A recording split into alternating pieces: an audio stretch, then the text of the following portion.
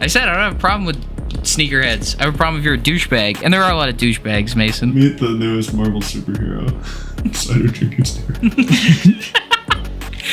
Oh no, it's Spider drinking. It's Snyder. Spider Snyder. drinking Snyder and Spider. It's Spider drinking Snyderhead. Look out!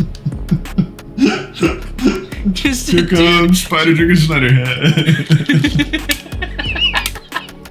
Hello, everybody, and welcome to Pacific Standard, guys. I am your host, Carter Briggs, and with me, as always, are my two beautiful, lovely, brilliant co-hosts, Abel Stoica.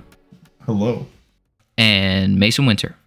Resident black sheep. You're so fucking dramatic, dude. No, but this week it's gonna be that case. Oh no. We found the heel. We found the heel so fast. We're not even done with the intro. Heel has outed themselves. And this week we are talking. I'm not mad about this one. I'm just kind of sad. You know? We are talking about Laika Studios' most popular film. And first, Coraline. Before we get into the what happened, can I just say a little thing about Laika Studios? Yes. Okay. Are they based out of Oregon, or do they just do this movie in Oregon? No, they're based out of Oregon, and I'm going to tell you why they were based out of Oregon at this time. Oh, is it? I was going to talk about, I think, the exact same thing that you were talking about. Yes, I want to talk about this because I think it speaks to a larger issue. Or not a larger issue. I think it speaks to a larger thing. Phenomena. I think it speaks to a larger phenomenon that has to do with art. Here's the thing. Coraline, everybody knows Coraline, but it's a stop motion animation thing. And stop motion animation is really fucking expensive and really time consuming. And it often does not make money. Laika movies often don't make money. It also is some of the best stop-motion animation. And before we even get into the review, Laika Studios does amazing things. Technically, they do amazing things with story. They make great fucking movies. In my opinion, they make great movies. And I would say the opinion at large. The reason they're able to do that is because Laika Studios is a Nepo baby studio. Laika Studios is owned by Phil Knight because his son wanted to do stop motion animation, and Phil Knight's a billionaire, and he was like, fucking sure. He's the guy who co-founded Nike and is played by Ben Affleck in the movie Air. Yes. He's also anyway, I don't like billionaires, but the point is, I was going to do a whole rant. I don't like them. The point is, Phil Knight, like this, when we say Nepo baby in Hollywood, it's because it's a very, like, you need to know somebody or be rich industry. As a person who's trying to break in, it is about who you know. It's not about talent. It's not about anything, right? It's just about who you know and who can get you that in, which is just, that's most industries, honestly. So when I say Nepo baby, it doesn't mean they're not talented. It just means they didn't really have to do the fucking grunt work to get to where they're at. That's all it means. Yeah. Usually they are very talented. This is one of those examples where what's the son's name? What's the guy? Travis Knight. Travis Knight wanted to do an unprofitable thing, like a thing that does not produce a lot of profit, and because we live in a capitalist society where art is secondary to profit, which is a problem, and I think we are seeing it in that most movies that have come out this year and last year, I would say, are not very good. Those movies were never going to just get made, even if he like did all the grunt work. So his dad was just like, fuck it, I'm a billionaire. I'll kick you a couple mil every fucking 5 or 6 years to make it like a great, technically great and revolutionary movie. And I personally think that's awesome. I also think it's super fucked up that we live in a world where that is the only way revolutionary art is made. Not the only way, but one of the only ways in which revolutionary art like this can be made. Anyway. I agree 100%. It's kind of, totally like skewed. It's really messed up. the government used to pay for the arts because the arts make people not want to die, basically. They make the monotony of life not so monotonous. Our government doesn't really do that anymore, and when they do it, it's to the benefit of the billionaires who use art for profit, which isn't great. But also, at the end of the day, we live in a world where cash is king and you need money to survive, so it makes sense that art has fallen into this for-profit model because people got to eat. Yeah. And they got to have a home. So it makes sense. I get it. I'm not saying we should... I do say we should burn down the entire system. That's not what I'm currently saying right now. I'm just saying the system is flawed, and Laika Studios often doesn't make a profit, but also it doesn't matter. Clearly, they don't care. Because they don't need the money. Because Phil and Travis Knight definitely don't need the fucking money, and they don't care. They're just doing something because it's good. It's a shame that you have to have $33 billion to be able to do shit like this. Yes. And you don't. It is what is making these movies happen. Yes. It's a shame that only people who should not have as much money as they have existing. It's only billionaires existing that allowed this to be made. And it is a trick. It's part of the trick billionaires pull in our allowing them to have all the money that they have. They kick a little bit to the arts. Even though art as industry, film as an industry is really damaged because of billionaires, they can point to shit like this and be like, well, it's actually us who's keeping art alive. And it muddles the issue and it tricks people. That's all I have to say about Laika Studios. I think Laika Studios is great, by the way. Travis Knight, I don't dislike you. You seem like a very thoughtful and creative dude, and you've made some of my favorite movies. So he's directing the new Masters of the Universe movie that's supposed to come out next year. Dude, I think He-Man is so fun. I think He-Man is such a great it's so fun. We'll talk about that later. We'll talk. We don't get it, but I don't get it. You just don't get action figures, man. You don't get a cartoon that's supposed to be an ad for a homoerotic toy. All right, just let it be, man. I am. Throwback just let it be. Week, childlike wonder. Dude, have some childlike wonder. This movie was full of childlike wonder. My childhood dog was named She-Ra. That's a dope. Oh yeah. Dude, what a dope name. I can't take credit for choosing it, but that was the case. Dope name. Okay. Anyway, shall we recap what happened? Who wants to recap? The heel should never recap. Nope. Yeah.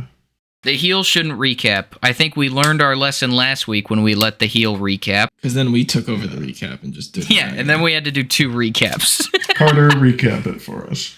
Recap it. I feel like I've been talking a lot already. All right, okay. I can do it. Okay, bet. Coraline is a movie where there's a girl, and her name is Coraline Jones, and her family, her 2 parents and her, move across the country from Michigan to Ashford, Oregon, which is really close to the California border. I looked that up. I did not know. It's where I stay when I drive up sometimes. Oh, really? For real? Yeah. That's awesome. Yeah, they move into the Pink Palace, I believe, which is Pink Palace Apartments. Yeah, it's a housing unit that has 3 units in the house. They live in the middle. There's a trapeze artist that lives upstairs and a couple retired burlesque performers who live downstairs.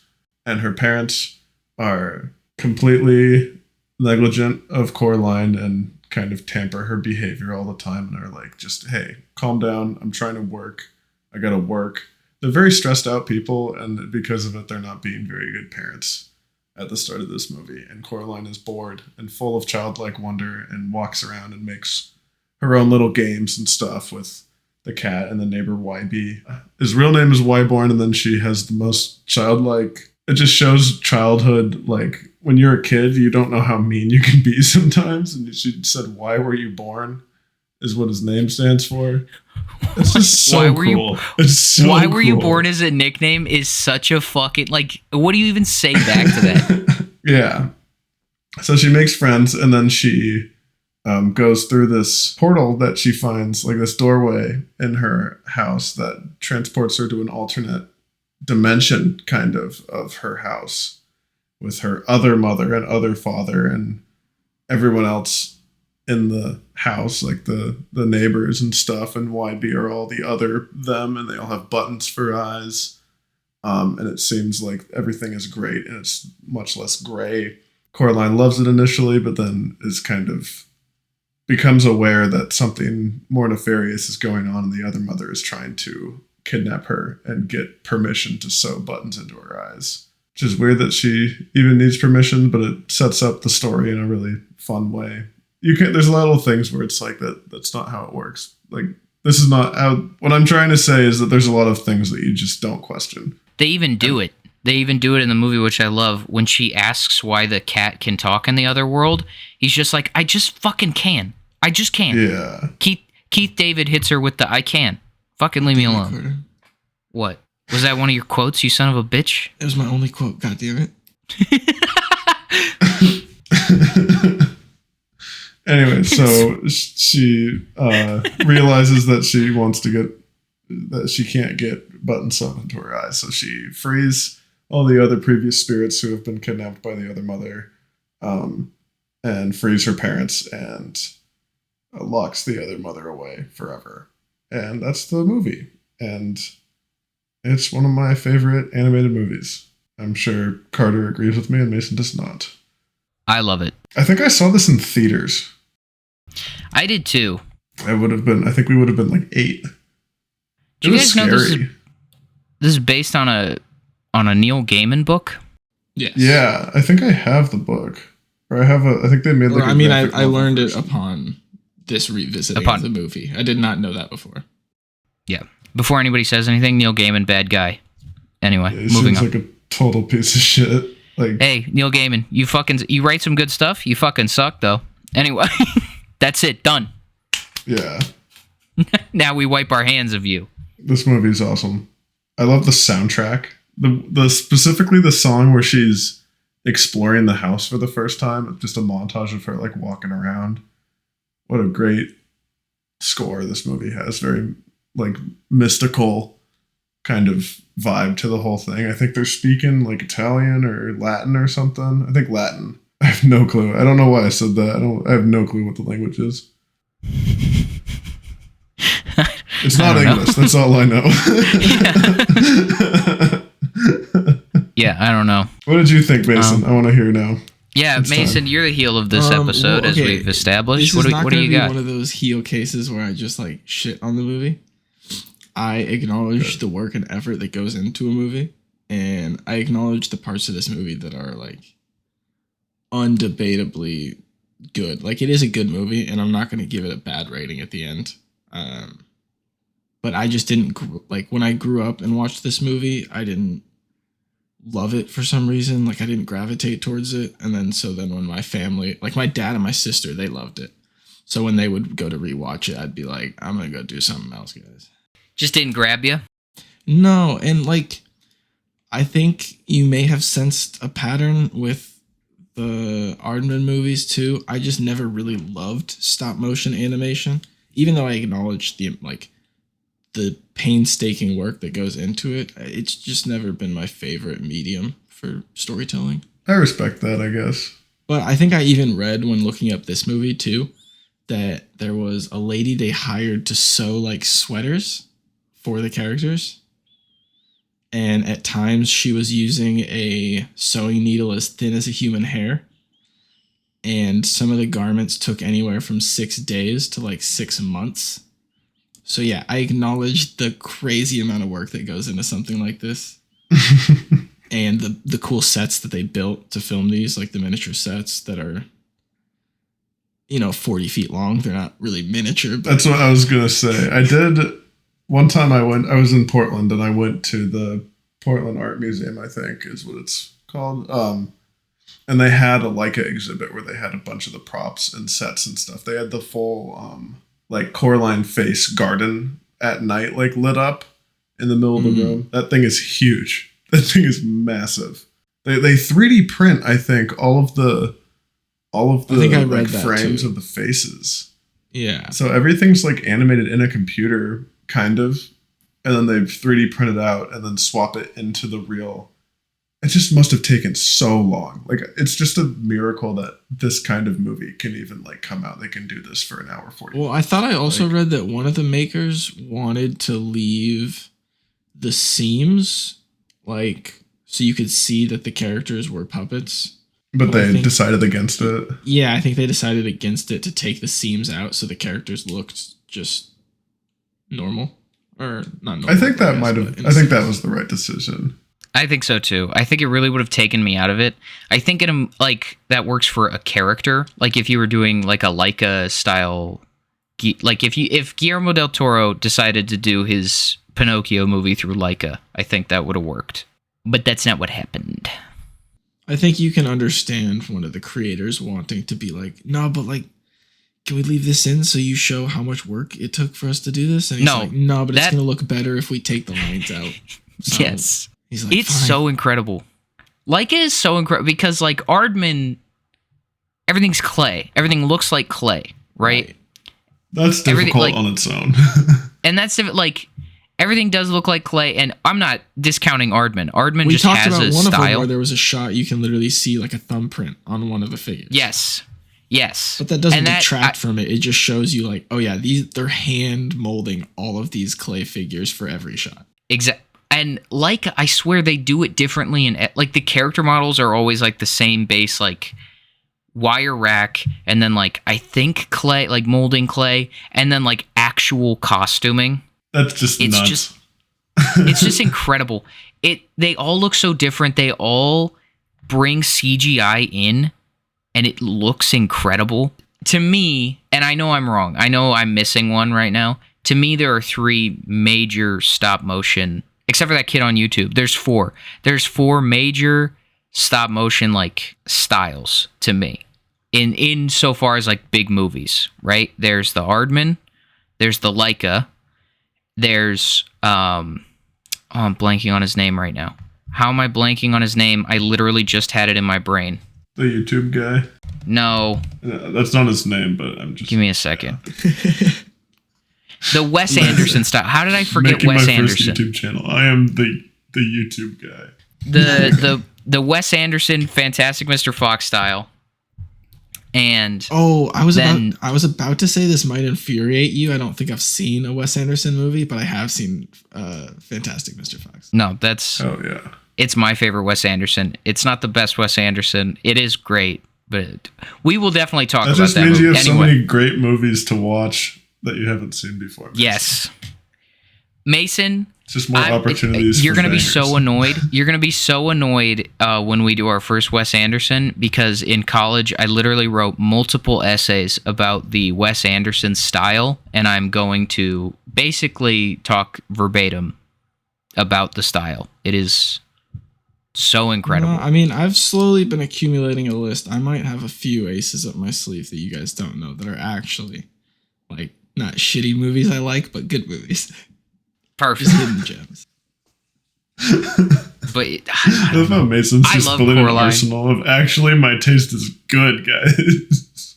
No, I know my taste is garbage and I accept it. I like your taste.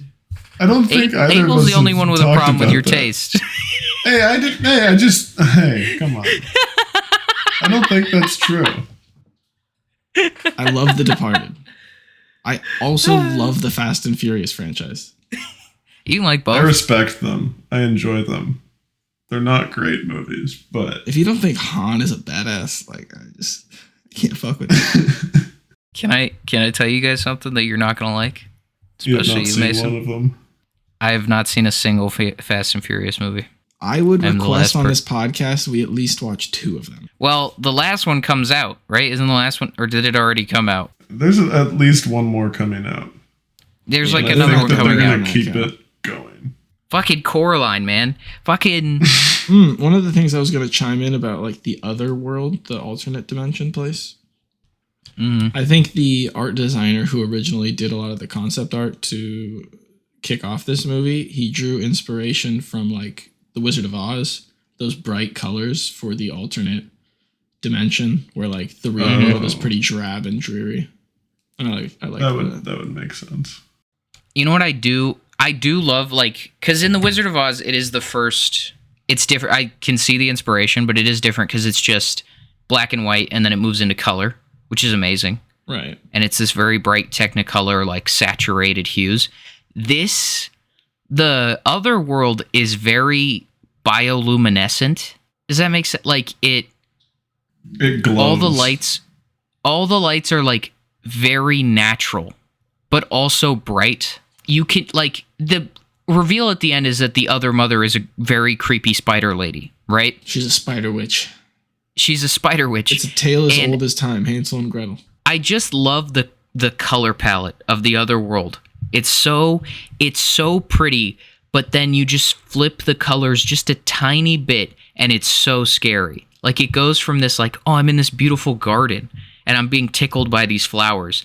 And then, oh God, the flowers that were tickling me are now trying to feed me to a well. I think this definitely spoke to me of like how I viewed this movie when I was younger.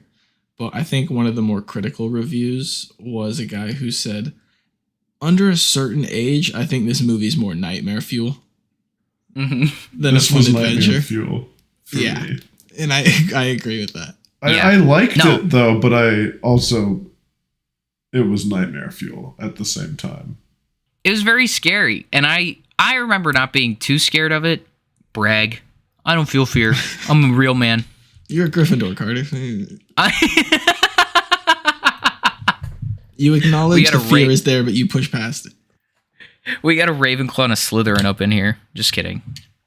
Abel, you're not a Slytherin. I wouldn't say that. You're not a Slytherin. That's harsh. This is a sidetrack. My sister and I have this argument all the time, and I think I've had the same argument with you, Mason, where J.K. Rowling, you know how she likes to go back and rewrite and be transphobic. There, we did it, listeners. I know. Trust me, I know. Collective sigh from all of our listeners. Oh, thank God. Thank God they said something. But my sister and I have this debate all the time. Because I always say that Slytherin house is just the Nazi house. It's just the house where all the racists live who hate Muggleborns. I don't think that. Well, because in the book, that's what they say. No. Right? Slytherin. Yes. Slytherin. No. Salazar Slytherin started a house for the purebloods. That's what he did. That's what they say in the second book. That's just a fact. And the quote-unquote... It's about ambition. No, but the quote-unquote trait is cleverness and ambition. Ambition. And it's wanting power, and power corrupts. Yes. It's not that every person goes into it with bad intentions, but there are two traits. Most likely. There's one trait that's said in the book. There's three traits that are said in the book. The Sorting Hat says ambition and being clever, and the fucking characters talk about how Salazar Slytherin wanted a pureblood fucking house. That's what they say. Those are three things we know. Of the characters in Slytherin house, the only ambitious ones are Snape and Voldemort. All the other characters we are introduced to in Slytherin are sniveling little fucking lackeys. They are not ambitious. They just do as they're told because they hate a certain type of people. They're all lackeys. Lucius Malfoy is a lackey. Draco Malfoy is a lackey to his father, and he betrays his father because he doesn't like him. He's not ambitious. He doesn't like the pressure. Crabbe and Goyle, lackeys. The fucking girl that Draco Malfoy goes out with, a lackey. None of them want to lead. None of them have dreams of leading except for Voldemort and Snape. Meaning, most of the people in Slytherin aren't ambitious, and of all the people I just listed, only Severus Snape is very clever. So it's really just the lackey house for the head Nazi, making it the Nazi house. Damn. And that's my 2 cents. and that's my video essay about Harry Potter houses. There's a lot of surface level Harry Potter fans who think you're pretentious if you think you're Ravenclaw or Hufflepuff. There are. Because but really, like, I don't even know anything about them. Dude, it's good versus bad. You're either a Nazi or the guys who stabbed the Nazis. Sometimes you just like to cook a pastry and sit and chill. All right, fucking leave everybody alone. Sometimes I want to read a book, so I'm in Ravenclaw. Okay. That's true. Gryffindors can't read. That's a fact. That's a fact. Hermione, but like Ron, I don't know. Ron definitely can't read. He definitely can't read. Let's just say in the Weasley house, Quidditch was more of a focus than literacy. I just think of all the wizards, like they don't go to school before they go to Hogwarts, and they're 12. Like they don't go to school till they're 12, and there's no reading or math class in Hogwarts. It's probably just like a literacy spell that they all get cast on. I don't think there is. I don't think they can read. Why do you need to read, you know? I think the kids who come from Muggle-born families or are raised by Muggles in some way are the only ones who can read, and they just go to the school and they're like, what the fuck? And all these kids pull out like quills and fucking parchment, and they're like, dude, pens exist. They're real. What are you doing? Get a pen. Or like an owl. Thing? You know owls can die, yeah. Right? An owl will shit on their breakfast as it's flying to give someone a letter, and they'll be like, dude, email's real. It exists. Fucking send me an email. Like, this is no slight on Hedwig. But no, I'm sure Hedwig had great bladder control, but some of those owls are shitting on that breakfast. And also, you're correct, because birds have a cloaca. It's one thing. Yeah, everything. It's one thing. One thing. I know, Mason. I fucking know. I got you. No, but I'm just for the audience. I'm with you. Cloaca control. Thank you. I've never heard of this. I've never heard of this before. No, that's the thing. What? That's what you guys can also rely on me cloaca. For. Stuff like cloaca and knowing the birthplace of William Shakespeare.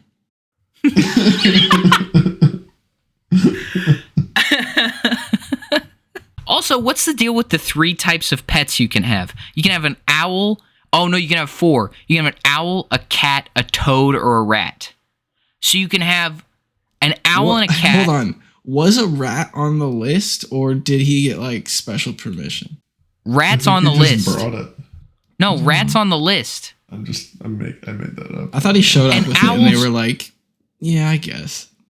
Owls and cats eat rats. That's, like, their favorite food. Well, that was the beef between Ron and Hermione. It was Scabbers versus Crookshanks. The beef should have been that a man watched him and all his brothers, like, change for years. Maybe. Because Scabbers is a man. A little sniveling bitch boy man. Can we talk about how badass of a name Crookshanks is? That's so dope. Welcome to our Harry Potter review. It's a great name. I just find that just like a cat. Good name for a cat. Like a D&D character. Crookshanks. I like that it's just 2 words. It's just 2 British words. Oi, mate, that crookie shanked me. J.K. Rowling heard that, and she was like, that's a great name for a cat. That's fucking wonderful. I'm going to name a cat. Mention Shane Gillis, Tybalt, the Prince of Cats. Tybalt is the Prince of Cats? From William Shakespeare? It's just Tybalt, but he'll also refer to him as the Prince of Cats. Oh, okay. I see. Coraline. I love this movie. It's a dark fantasy. It's beautiful. Evil spider lady at the end. There's so much work that went into it. It's so, like, the color palette's great. I already said all that. And the parents suck. And Coraline sucks because her parents suck. And Wybie sucks because he's never talked to anyone. And he's been raised by his grandma his whole life. He does have a badass bike and mask, though. Oh. Yeah, that mask is crazy. Super scary. That mask is sick. It was a cool mask. He's got a cool aesthetic. One of the gripes I did have, though, with the parents, like at the end, of course this whole ordeal wipes their memory, and they have no idea the effort Coraline just went through to save their asses. No. They're like, oh, you broke my favorite snow globe. Yeah, you're broke welcome, my Mom. Snow globe, and now nothing's changed. We're still shitty people. Like, this is my only gripe with this movie is that there's no real lesson because Coraline doesn't learn that her parents actually love her. They're just, because they do. You can see the mom is trying. She's just stressed, right? Yes, but it doesn't seem like the relationship between her and her parents changes much. She just beats the bad witch. Well, also, she doesn't have to make a choice. The choices for her were stay with her parents who are pretty shitty or get eaten. Yeah, those were her choices. Her choices weren't like, go to this other mother who probably is like like crazy, but she gives you this magical world, or stay with your parents who loved you and like want to raise you right. It also seemed to me like they were writers who worked from home, so they kind of set their own schedule. Yeah, one was a garden writer for a magazine, and the other was an editor for that magazine. So you'd think they would manage their schedules better. I know, like. Maybe it was just a bad week because they were moving and they had pages due. But also, if you're writing a column for a magazine and it's not your magazine, you can probably be like, hey, I'm moving. Can someone else write my column this week? Also, it's a trope at this point. But like, hey, guys, if the house is way cheaper than it should be, investigate a little. Dig a little deeper. There's a reason. Check it out. Also, I have never heard a more awful experience than having a townhome, a shared wall, with a man who professionally raises mice. What is it, like a triplex? It's a townhome. It's 3 houses. So there's a basement and then 2 above ground houses, right? 2 above ground apartments. So the basement is where the ladies live, and then the guy lives in on the shared wall. And he literally raises mice. And the problem with townhomes is you get mice because your neighbors are probably gross. In this case, he has the mice there on purpose. Yes, the kangaroo mice. Which, of the mice that are going to get in your house, I guess is fine. Chill mice. They're pretty fucking cute. Kangaroo mice are pretty fucking cute. I think they actually... Another fun fact from Mason, deep in my brain. I'm pretty sure the big ears are so in the morning they can condense water droplets on them and then lick the water droplets on them because they live in the desert. Is that from Dune, or is that what actual kangaroos No, I'm pretty sure they actually, like, that's a real thing that they put in Dune. Let me see. That's what inspired those creatures. Yeah, the kangaroo. Yeah. Let me see. Kangaroo mice, like other kangaroo rats. Oh, yeah, I think it's kangaroo rat, my bad. Yeah, I'm not seeing that they use their ears.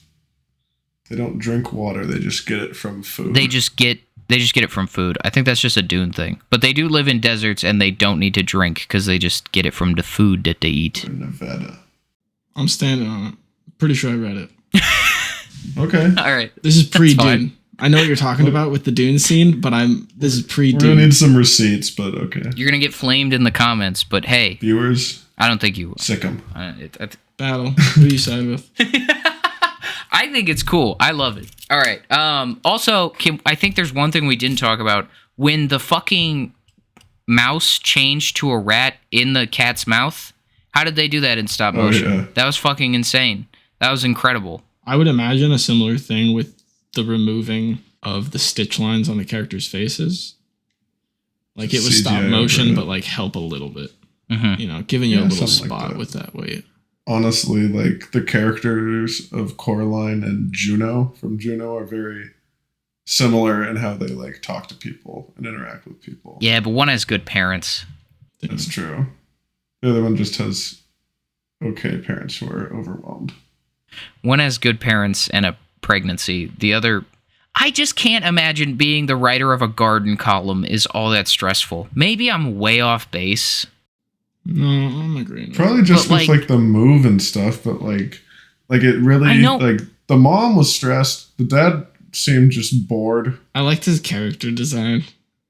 Just like a Michigan crew neck and purple eyelids because he's always so tired. I love the scene where Coraline flicks the switch in that old house and it deletes all his work because of the shout through the house.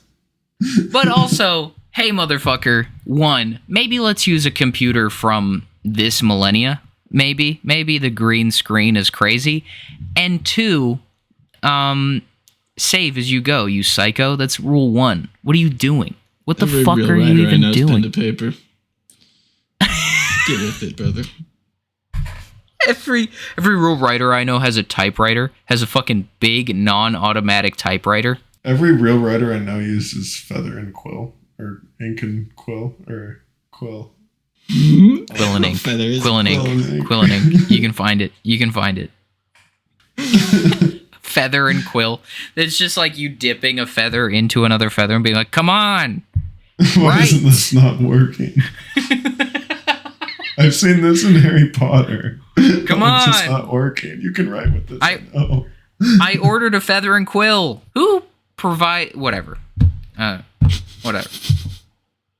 Harry Potter, I got a lot of questions about. We'll get into that if we ever review those movies. Fuck. Like the first 2 acts are like fun, kids having fun, imaginative stuff. And then the third act is just all hero's journey shit, where she's got to collect all the eyes and go through all these different trials and stuff. She's got to save ghost children, dude. It's so creep. A lot of the imagery is so... When they turn the dad into a pumpkin, when they tie Wybie's mouth up, and then when she goes back, and it's just Wybie's clothes hanging from a flagpole, and then it's rats in the Mr. Bobini costume. She doesn't win because of anything that she particularly does or outsmarts. She just believes in herself.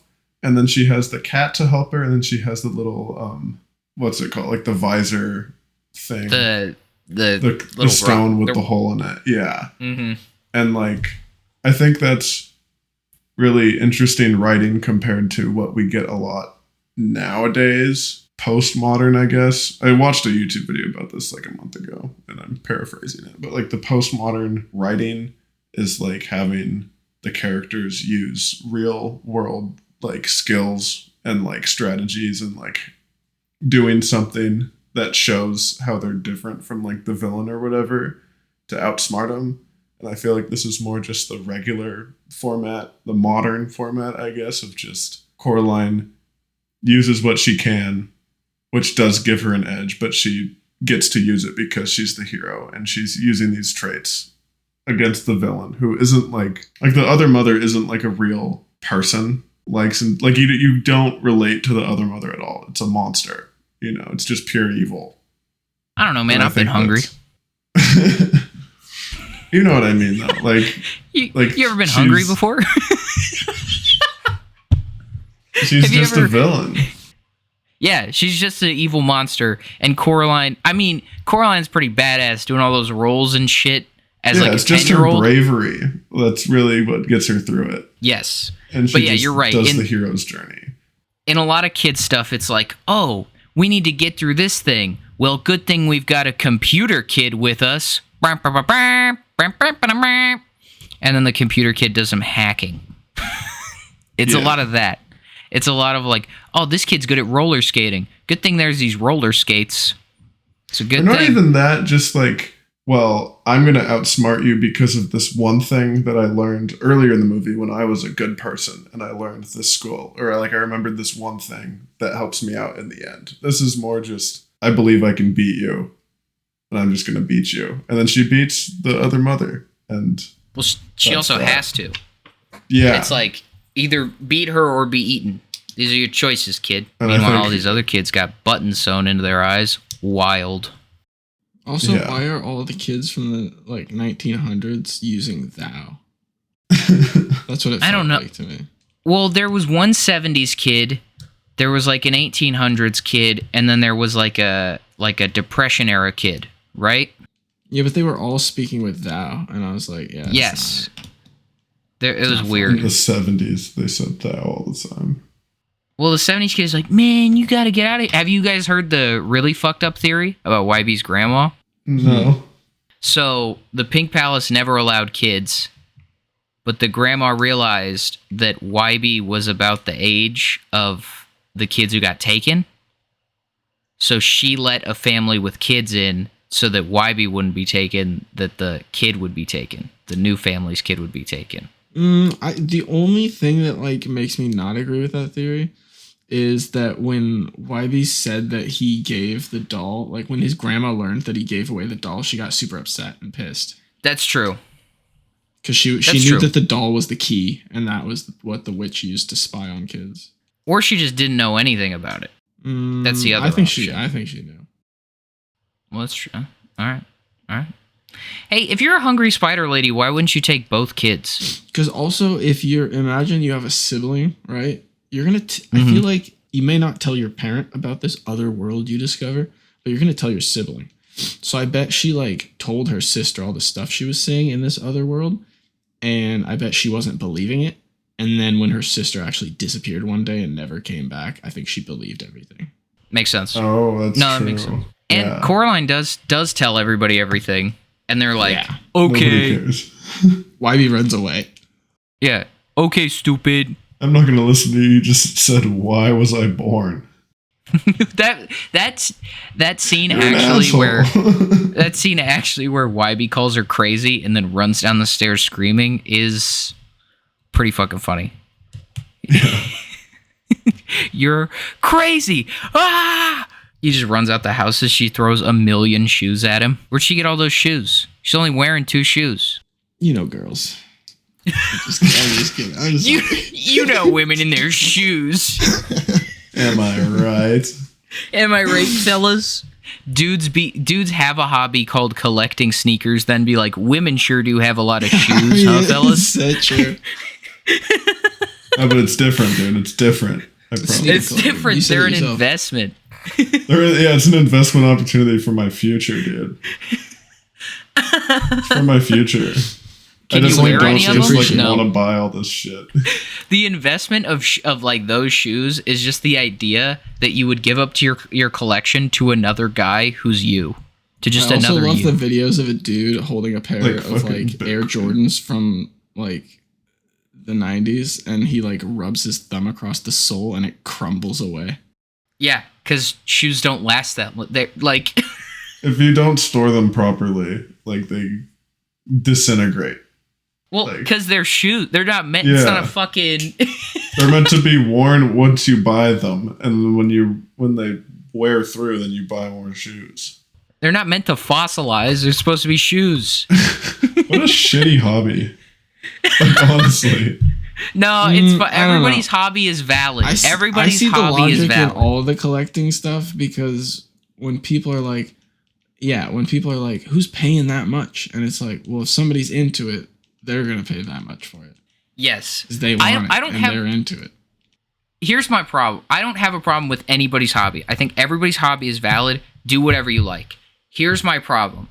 There are some people, and I mean dudes, with hobbies who shit on other people's hobbies, even though their hobby is the same thing. For instance, my hobby is the same thing. Like, for instance, like if you collect Legos and you collect sneakers, you're the same person, right? It doesn't matter. Yes.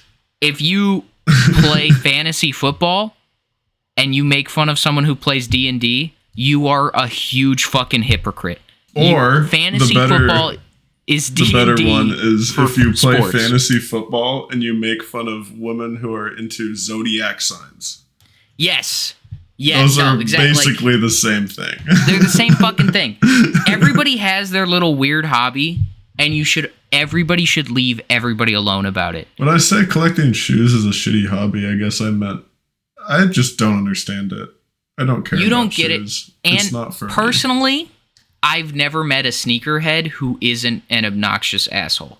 If you're a sneakerhead out there and you're not an obnoxious asshole, I'm sure if you explain to me in like a normal, cool way all the cool shit about shoes, I would listen and find it interesting. I'll explain the logic. Not the logic. I understand the logic. No, but like the difference in the sneakerheads. There's sneakerheads our age, and if you're already a sneakerhead at our age, chances are you're a piece of shit because you're growing up with money to support that sneakerhead habit. That's true. The other people grow up wanting those sneakers and dreaming about pairs they would like to get, and then eventually once they get money, then they become a sneakerhead at an older age. That's probably true. All the dudes who are into it that are our age, most of them are shitty. I watched a YouTube video from this YouTube channel, Modern MBA. They make really, really fucking good, high quality, like, business stuff, and they went around sneaker shopping with, like, a professional, like, sneaker flipper who, like, goes to these meetups where people sell stuff, and he'll just buy stuff and resell it, and it's just really interesting that there's this whole industry around it where you can make money and like make a living by just buying and selling shoes. I mean, you can do that with basically any, as long as there's a supply and demand with it. Yeah. Yeah, it's just funny that's what get to. Like, that's called. Well, they used to do that with Beanie Babies. Like, there used to be a huge, like, billion-dollar industry with Beanie Babies. Here's the thing. Dollop on the Beanie Babies. Shout out the dollop. Here's the thing, though. This is legendary. That's what we call a boom time job. And what I mean by that is when the economy's pretty good, you can be a sneaker flipper. That can be a job that you have. I know I keep bringing up the economy. It's just because I have massive anxiety People about have the world right now. Income to spend on something they want, they don't need. Yes. Coming up will be a downtime. We are now entering a shitty time. People will not have money to buy your sneakers, and being a sneaker flipper is not going to be a lucrative job anymore. Yeah, it's time for dive bars and pirated movies, guys. It's time. It's time. Also, have you guys seen the trailer for that movie Sneaks?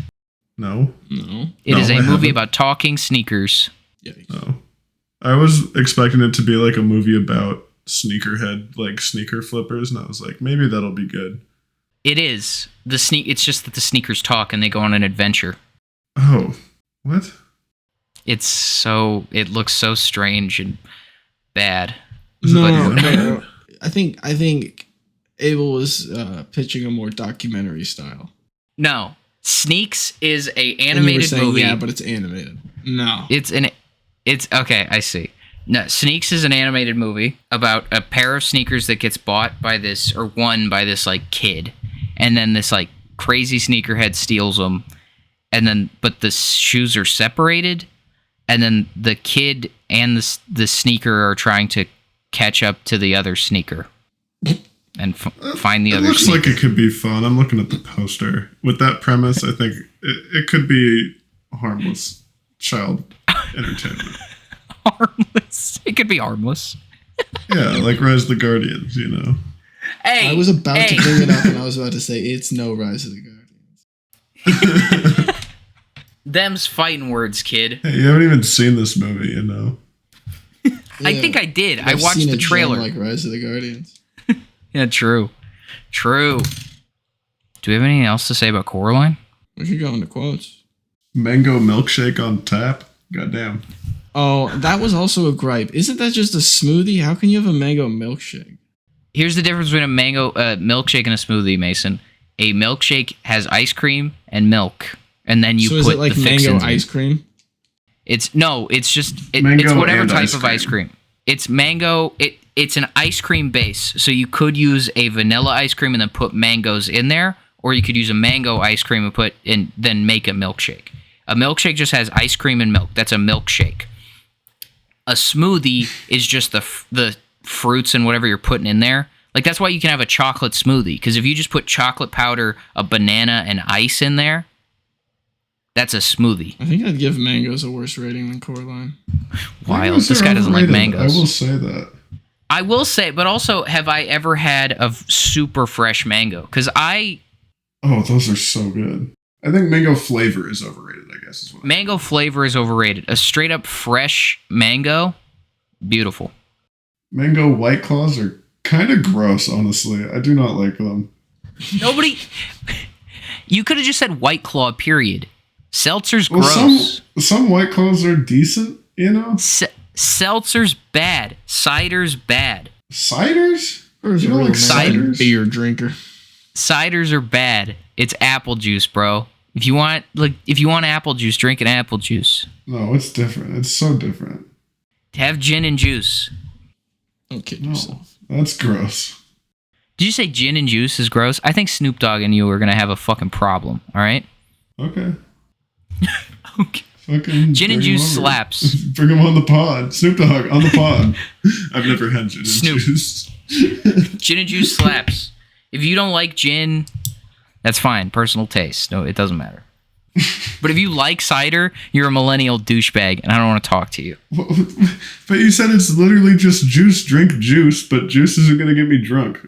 So what if I had juice that got me drunk? You know? That's what cider is. That's what gin and juice is, bro. No, that's what juice is. No, cider is so you can look like you're drinking a beer, but you're actually having apple juice with booze in it. Yeah, and it's like it's good. No, It's beer. It's too sweet. Fruit beer. It's too sweet and too bitter. You've clearly come on. I can't believe I that heard we're someone having this say it's like discussion right now. it's like fizzy alcohol water that feels like when you drink it, somebody bit a mango and like breathed in your nose. Yeah, the seltzers, I can understand the grossness. Ciders, though, come on, man. I don't fucking like ciders. I don't like them. They're also gluten free, so if you have celiacs, you great. don't have to have beer, and die or whatever. Well, then don't drink beer. Drink a cocktail. This is my problem with cider. Cocktails are better. Damn, you just really don't want to let people do their thing, Carter, today. No, I don't. No, Favorite I quotes. fucking don't. I love how every fucking Carter's theme corner is just like let people just be themselves, Just don't be a unless dickhead. you're a And then he just gets unless so you're a mad cider about drinker. specific things. Unless you're a cider drinker, then I'll kill you. Yeah, you're basically dead already.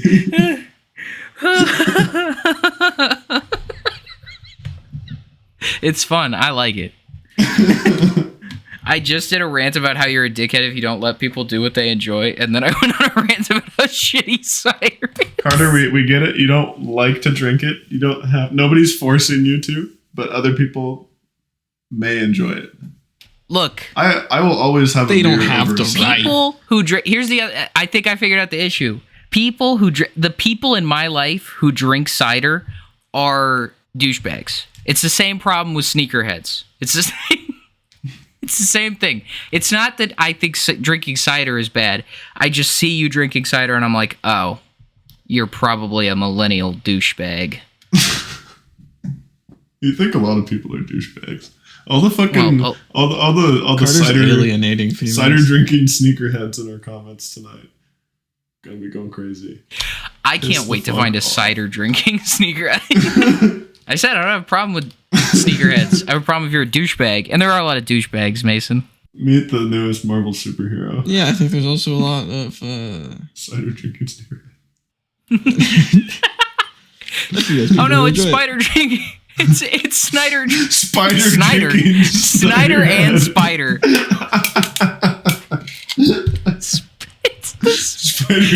Spider drinking Snyderhead. Look out! Just here comes Spider drinking Snyderhead. Just a dude being like, release the Snyder cut while drinking a smoothie with fucking spiders in it. And then he goes, you know that like you inhale 8 spiders every year in your sleep. No, you don't understand. That's not true. I think Mason wants us to move on to quotes. Yeah. What's your favorite quote, Mason? the one that Carter stole? My original one, Coraline saying, I can see you don't have button eyes, but if you're the same cat, how can you talk? And the cat goes, I just can. He's tired of it. He's like, that's not the thing to worry about right now. There's bigger problems at hand. We got fish to fry. But since Carter already said that one earlier, I will offer up another one. And it's when Coraline is trying to get her mom's attention. And she says, I almost fell down a well yesterday, Mom. And her mother's typing and she's like, uh-huh. And Coraline's like, I would have died. And her mother goes, that's nice. That's a good one.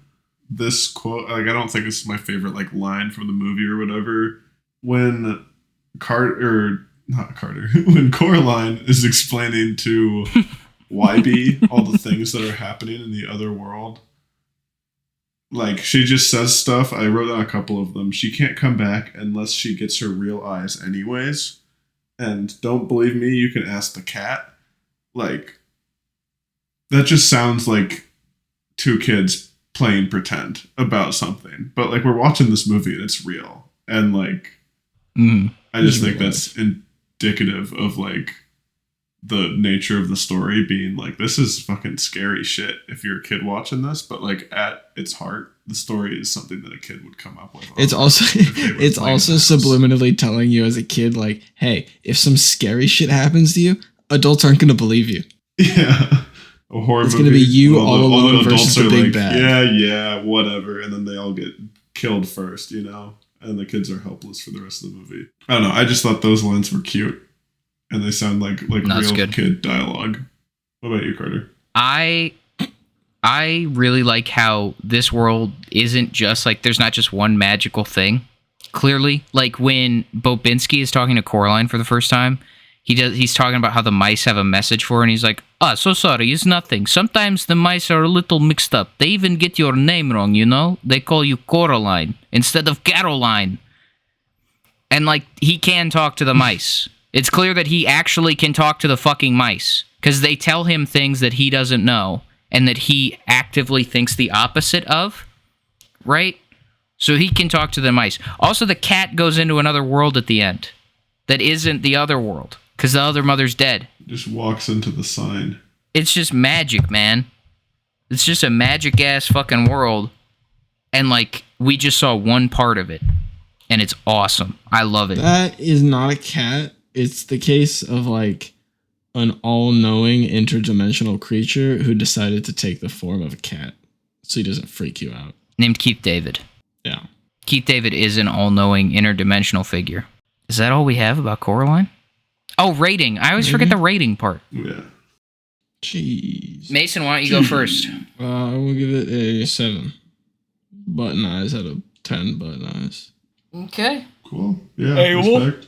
I love this movie. It's always a favorite of mine. I always forget how much of the movie is dedicated to, like, her neighbors, because that's not the part that I, like, remember.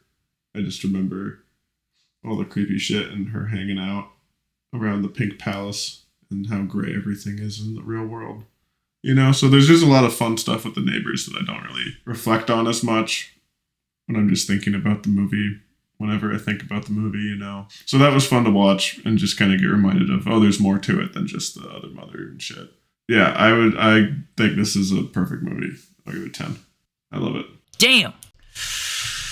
Am I gonna give it a? I'm gonna give it a 9.5 because there's one Laika movie that I think is better than this, and I have to save my 10 for that movie. I don't know why I'm doing this arbitrary thing, but I think there's a Laika movie that is better than this, so I'm gonna save my 10 for that one. I think half scores are lame, but you know, you do you. You know what? I think a 10 scale rating is lame, Abel, but you know, we do what we do. That didn't sound as sarcastic as I wanted it to. Shit. Might be. I took it sarcastically. Don't worry. Might be. I got you, buddy. I got you. You disagree. If we ever got understood. If we ever got comments, the comments would be, "These two hate each other. The fuck is going on?" Respect. I think that brings us to what's up, baby.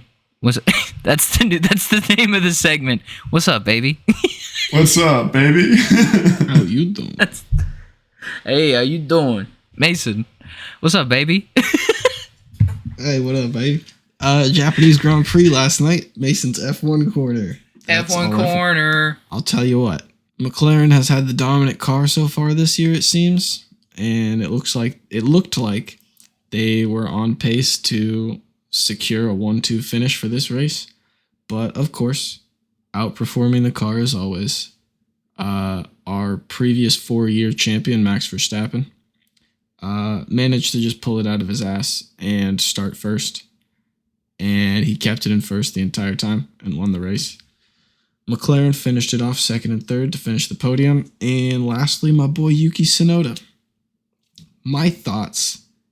All of his practice session performances and the first bit of qualifying, I felt like he was definitely performing well, and he seemed way more comfortable in the car compared to everybody else they've tried to slot in that seat. Nobody's performed well. And I think it's only a sign of better things to come. And I think Red Bull kind of fumbled the bag in Q2 of qualifying. They only gave him a chance to set one hot lap.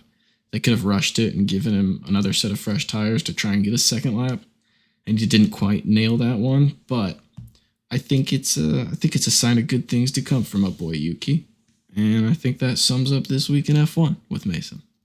Mason's F1 quarter. That's the theme song. It's just cars. Perfect. Abel, what's up, baby? I have not really watched anything, if I'm being completely honest. Have you done anything? You're not reading, you're not playing, you're not jugaring any video juegos? I'm listening to an audiobook called Atlas of the Heart by Brene Brown. It's like a self-help kind of book. I was recommended it, and it's nice. You scared me with Atlas, because I thought you were going to say Atlas Shrugged, and I was going to clown you. No. Not that one. Thank God. No. Not that one. Not that one. Who knows if I'll finish it, because I'm not very good with books. But, yeah. It's not a Still listening to the book. fucking Skrillex album. Nice. It's so good. It's so much fun. I think I'm pretty sure I talked about it last week. But, yes, Skrillex. The GOAT. My GOAT. Carter, what are you watching? What have I been up to? About to date. Should I date the episode, boys, or no? Do it. The Mariners? No, yeah, the Mariners. Mariners aren't making a fucking. We're not going to the playoffs this year. It's just not gonna happen. A week. I know we suck. Well, Robles just broke his arm. He's our leadoff batter, and we don't have a bat that can replace him. Jorge Polanco, if they keep playing him at third, he's gonna go on the IL because his knee. He can't field anymore. And he could never field from third because he doesn't play fucking third base. This is my problem with Dan Wilson as manager. And I know nobody knows, like, it doesn't matter. Like, I'm not speaking to anybody right now, but I just need to get this off my chest. This is my problem with Dan Wilson as manager and our owner. You can either save your prospects and get them more ready and keep them on contract and sign free agents to fill those spots, or you need to call up your prospects. There's no, like, ifs, ands. There's no middle ground. Either you fill a roster with free agents and guys who aren't prospects so you can get on a one-year deal, or you use your prospects. And the Mariners have the top farm system in the league right now. And instead of doing anything with it, they're just fine with, like, mediocrity, with, like, not making the playoffs ever. I think Dan Wilson is a worse manager than Scott Service. I think our owner was crazy for just giving him a 2-year contract with no interview, no test. He was never the interim manager when we fired Scott Service last year. And yeah, Victor Robles just broke his arm. The M's just pissed me off. We live in a high enough market that we need to be spending more than we're spending. Our owner is a fucking bum. He should sell the team to someone not out of state. If he sells it to a guy out of state, I will riot. Like, but this is just fucking ridiculous. Also, I would be excited. I still am a little hesitant about the Switch 2, but more news came out today that pre-orders are not going to be available in America due to tariffs. So all you gamer dudes who voted for you-know-who, he's ruining your thing that you love, which comes from Asia, all of it. Like most video games, even if you're a Microsoft guy who plays on PC or Xbox, all the parts are made in Asia and all the games are made in Asia. That's just a fact. And if they're not manufactured in Asia, they're manufactured in Mexico. So to all the gamers out there who voted for this shit, he's ruining your hobby. Just so you know. It's now affecting you. Yeah, that's it. That's it. Also, I got a Pokemon randomizer to work on a Mac, which took way too long, but I did it, and now I can finally play actual games with my emulator. Anyway. We got to spin. Mason, do you want to explain the new system for the new movie that's coming out? We've amassed a wheel containing all MCU movies, and we'll be spinning that to draw a random Marvel movie, because we didn't want to do just sequential order. We thought, how do we spice it up? We're gonna all spin it once, and then we'll vote on which one we want to watch. Perfect. Just click it, baby. Okay, I'm clicking. I'm going.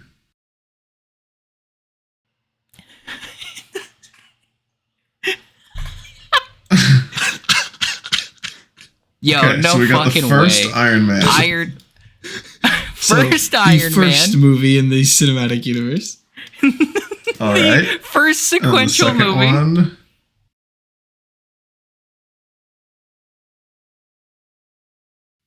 Endgame. It should Endgame. have been the last sequential movie. What is happening? Okay. And God, this is just gonna be like Black Widow or something.